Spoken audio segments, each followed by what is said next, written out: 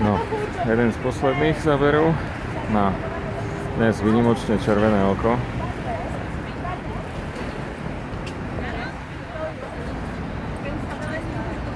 A čiastočne osvetlený parlament. Chcel som, že ho bude vidieť trošku výraznejšie, ale nie je. To je, či je to tým, že je nedeľa. No, keďže už hodiny ukazujú 5:30 o 3 minúty, tak sa vyberiem znova na metro, ktorého vstupná brána je práve predo mnou.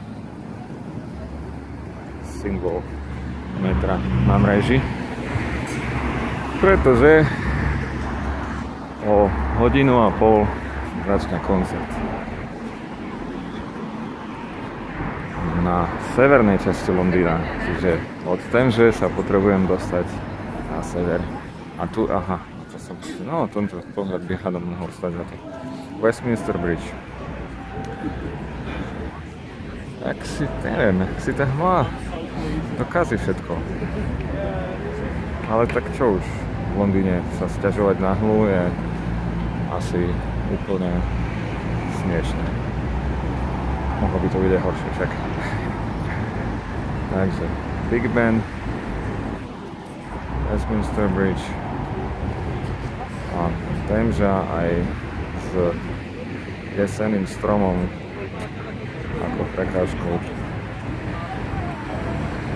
A tu na breži.